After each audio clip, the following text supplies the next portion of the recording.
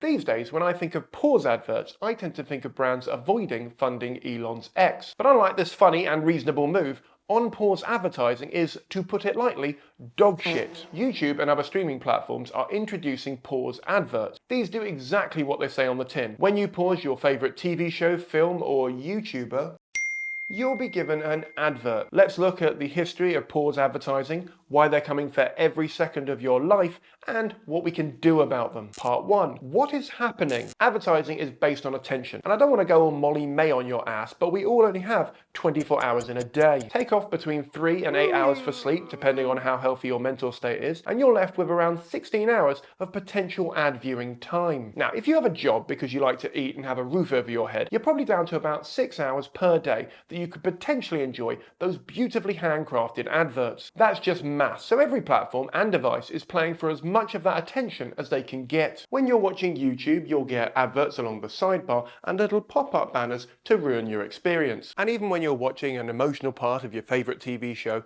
these pop-up ads appear at the least opportune time, like the Microsoft paperclip, only less fucking useful. Looks like you're enjoying this TV show, but wouldn't you also love an advert? No! Even the adverts I've enjoyed over the years, like this gorilla playing In the Air Tonight, I didn't actually want to watch when you put it in the middle of my show. But until now, when you hit pause, that time was your own. A silent moment to contemplate death, or remember the time that you said I love you to your history teacher when you were 12 years old in front of your entire class.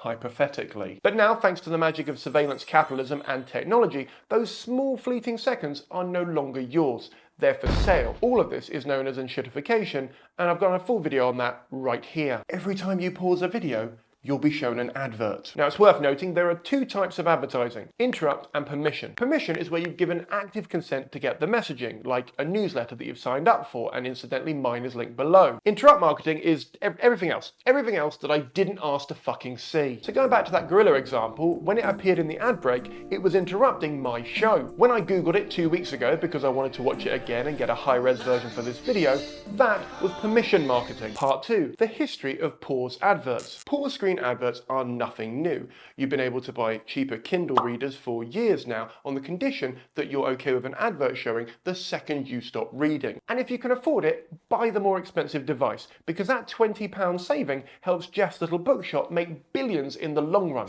That's trillions with a B. Android phones are experimenting with lock screen adverts because people unlock their phones on average more than 100 times a day, and often they notice their lock screen, largely because it's usually your dog, partner or celebrity crush. All things that demand attention, in that order. But marketing professionals don't think like you or I.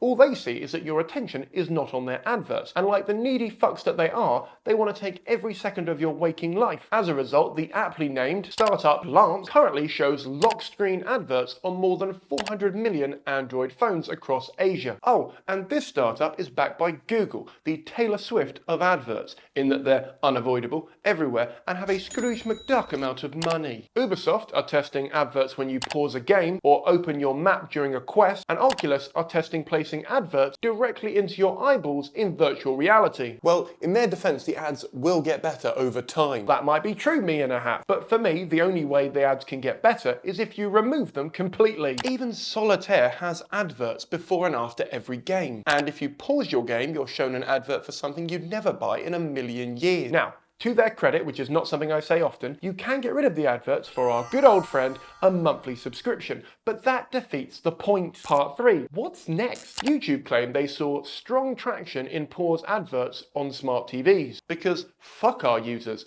and ad blockers don't exist on TVs. Yet. To which customers said, hold our beers.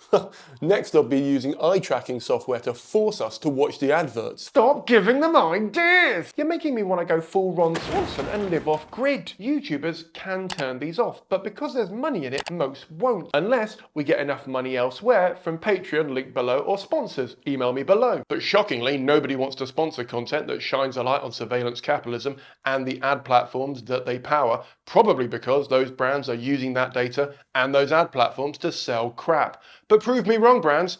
Prove me wrong. So Google, or more specifically their shareholders, are jizzing themselves with excitement over finding a new area of your life to monetize. And vintage YouTube, or as most people call it, TV, is also getting in on the action as well. Peacock, Hulu, Channel 4 and more are all playing around with this tech and simultaneously are confused as to why people are going back to piracy. Roku, who remember you can't sue, is trying to patent the ability to show adverts on any device plugged into your TV. So I'm guessing Roku doesn't like having customers anymore. It's an interesting strategy, Cotton. Let's see how it pays off for them. And finally, Amazon Prime has decided that even though you pay for the subscription, you should get adverts. I am Jack's complete lack of surprise. Now, if I can address the TV manufacturers, streaming services, and my hosting daddy just for a minute, please stop doing this. We, the great unwashed, pause TV shows for three main reasons. Firstly, because our attention is needed elsewhere. Secondly, so we can read what's on the screen because it's not there for long enough. Or third and finally, because I need silence, or I want to hear something else. And that something else is never your advert. You are literally forcing people to pirate where ironically there are fewer adverts. And speaking candidly, who buys something from an advert that's got in the way of a video they wanted to watch? And who hurt them? TV ad breaks were known as tea breaks because people would leave the room to avoid them.